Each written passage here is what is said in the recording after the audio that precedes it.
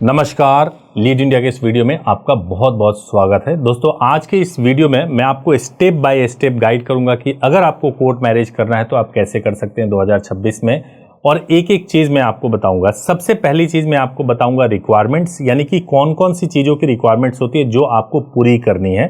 दूसरी चीज़ जो मैं आपको बताऊंगा वो मैं आपको बताऊंगा प्रोसेस, कि आपको किस प्रोसेस से कोर्ट मैरिज करना चाहिए।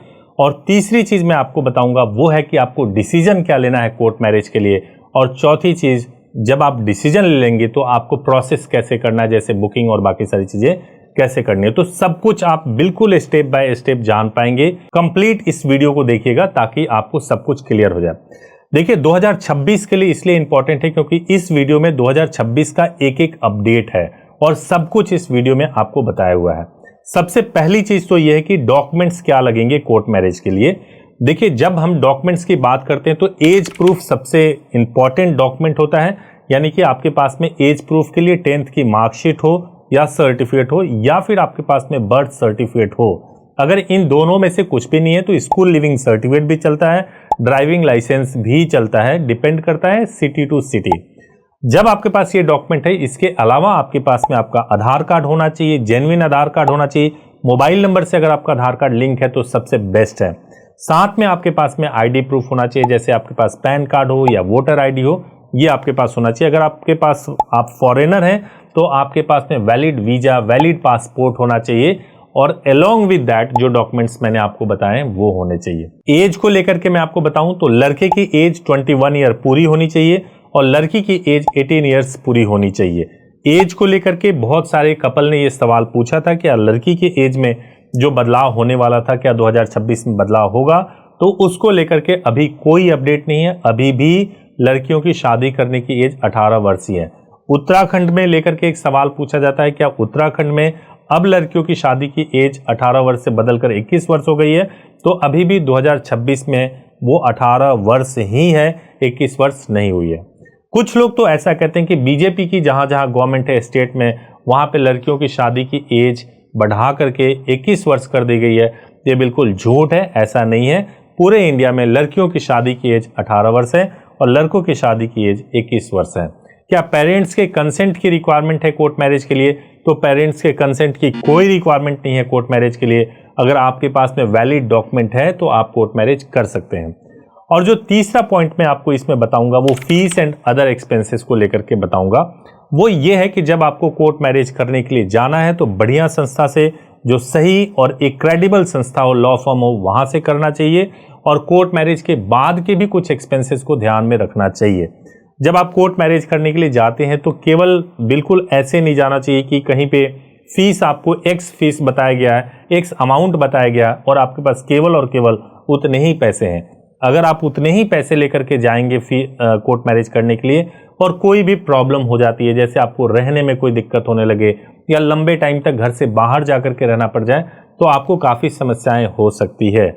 नॉर्मली फीस जो होती है वो 15,000 से स्टार्ट हो जाती है और केवल रिचुअल परफॉर्म करते हैं तो वो और भी कम फीस में हो जाता है। इसके अलावा सिटी टू सिटी फीस बढ़ते हैं। जब आप हमारे हेल्पलाइन नंबर 8800444555 पर कॉल करेंगे सुबह 9 बजे से लेकर शाम को 8 बजे तक, तो आप सब कुछ डॉक्यूमेंट्स, फीस वगैरह सब कुछ क्लियर कर सकते हैं।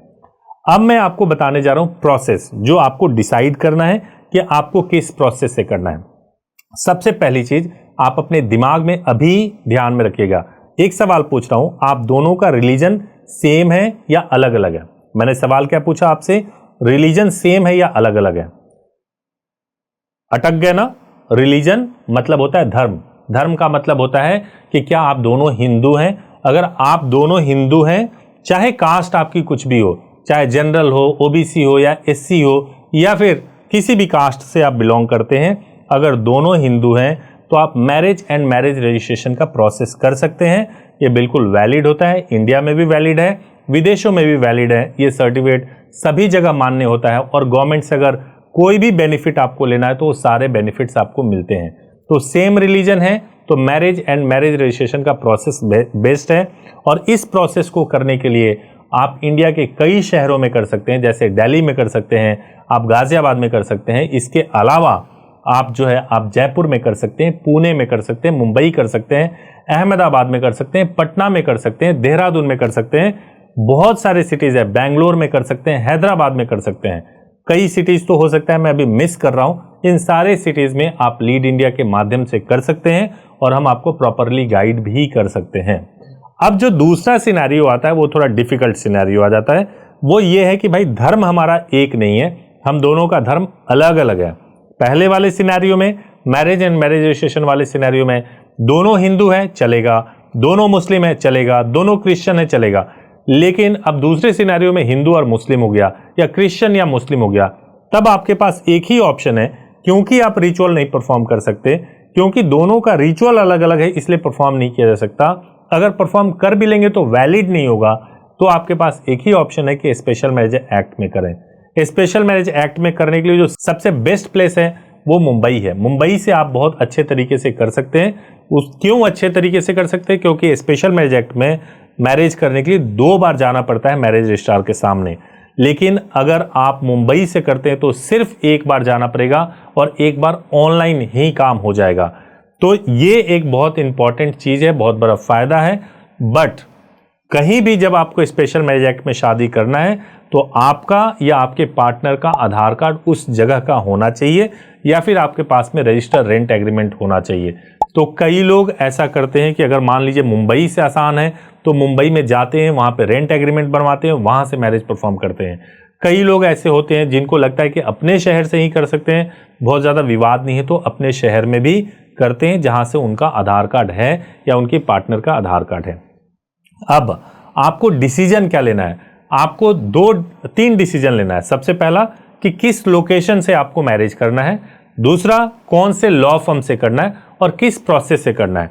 प्रोसेस को डिसाइड करना तो आपके लिए आसान है कि अगर इंटर रिलीजन है तो स्पेशल मैरिज एक्ट में होगा। आप कन्वर्जन करके मत कराना, क्योंकि बाद में बहुत दिक्कत होती है और बहुत प्रॉब्लम होती है, तो इसलिए कन्वर्जन वाले प्रोसेस में तो बिल्कुल मत जाना। दूसरा, किस लॉ फर्म से करना है, ये आपको पूरी तरह से डिसाइड करना है कि कौन से लॉ फर्म से करना है।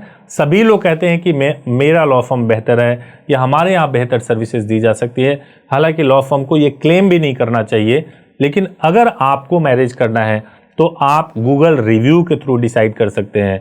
अगर यूट्यूब पे वीडियो देख रहे हैं तो कितने फॉलोअर्स या सब्सक्राइबर है उसके थ्रू डिसाइड कर सकते हैं। जब आप जो नंबर दिया गया है उस पर कॉल करते हैं तो क्या फीस को लेकर के नेगोशिएशन होता है, उसके बेसिस पे डिसाइड कर सकते हैं। ऐसे बहुत सारे पैरामीटर्स और भी हो सकते हैं जिसके बेसिस पे आप डिसाइड कर सकते हैं। तो एक डिसीजन आपको ये लेना है कि किस लॉ फर्म से करना है और किस लोकेशन से करना है।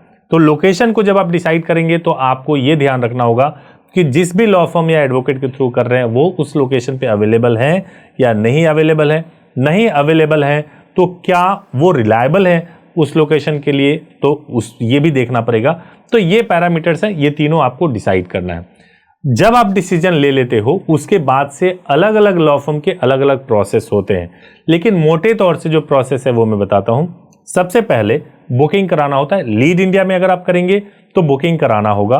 बुकिंग कराने के बाद से आपको स्लॉट्स प्रोवाइड किया जाता है, क्योंकि हमारे पास एक रूल है कि हम सभी कपल के कोर्ट मैरिज को नहीं कराते हैं। जब हमारे पास आप डॉक्यूमेंट भेजते हैं, हम एक दिन में अगर मान लीजिए कि 2 का हमने फिक्स किया हुआ है तो हम 2 ही कराएंगे, 2 से हम 4 या 5 नहीं करा देंगे। तो इसलिए हमारे पास स्लॉट्स की दिक्कत होती है। तो नंबर 1 चीज है कि स्लॉट्स आपके पास अवेलेबल होना चाहिए, यानी हम आपको स्लॉट्स प्रोवाइड कर सकें। तो बुकिंग के लिए ये इंपॉर्टेंट चीज है। दूसरी जो इंपॉर्टेंट चीज है, अगर आप हमारे माध्यम से करते हैं, अगर आपने बुकिंग करा लिया तो उसके बाद से सब कुछ हमारी रिस्पॉन्सिबिलिटी होती है। आपको डेडिकेटेड एक सर्विस टीम का नंबर दिया जाता है। वो सर्विस टीम आपके मैरिज होने तक आपको कंप्लीटली गाइड करती है, मैरिज हो जाने के बाद भी गाइड करती है। मेरा नंबर आपको मिलता है एज ए इमरजेंसी नंबर की कभी कोई दिक्कत हो जाए तो आप मुझे भी कॉल कर सकते हैं। तो ये बुकिंग का प्रोसेस है। बुकिंग हो गया यानी आपका माइंड मेकअप हो गया कि आपको इस जगह पे जाना है और यहां पर इस प्रोसेस से मैरिज होगा। उसके बाद आपको डिसाइड करना है कि आपको प्रोटेक्शन स्टेप्स लेने हैं या नहीं लेने। मतलब ये हो गया कि क्या लड़की के घर वाले आपके खिलाफ FIR करवा सकते हैं या नहीं करवा सकते हैं। करवाने के अगर थोड़े भी चांसेस हैं तो आपको इंटीमेशन लेटर जरूर बुक करवाना चाहिए, क्योंकि इंटीमेशन लेटर से पुलिस को सूचना दिया जाता है कि आपने जो मैरिज किया है वो मैरिज अपनी मर्जी से किया है पार्टनर यानी जो लड़की है उसकी पूरी सहमति है इसलिए किया है, लॉफुली किया है, ये बहुत जरूरी होता है इंटीमेशन लेटर। और न्यूज़पेपर पब्लिकेशन एक बहुत ही नया कॉन्सेप्ट है, क्योंकि इन्वेस्टिगेशन के दौरान पुलिस बहुत बार परेशान करती है ये कह के कि आपने प्राइवेटली कहीं जा कर के अकेले में शादी कर लिया, हम पूरी जांच करेंगे, और जांच होने तक वो तमाम तरीके के रिस्ट्रिक्शंस आपके ऊपर लगा देती हैं। इसलिए न्यूज़पेपर पब्लिकेशन करा देने से ये फ़ायदा होता है कि आप कहते हैं कि भाई मैंने मैरिज करने के बाद से इसको पब्लिश भी कर दिया है। हालांकि आप ऐसे न्यूज़पेपर का सिलेक्शन कीजिए जो बहुत ज़्यादा पब्लिकली तो हो लेकिन बहुत ज़्यादा सर्कुलेटेड ना हो, तो इस बात का भी ध्यान रख सकते हैं। और जो सबसे लास्ट में मैं आपको बताऊंगा, पोस्ट मैरिज स्टेप्स। जब आपने मैरिज कर लिया उसके बाद आपको क्या क्या करना है ये पहले आपको डिसाइड करना है।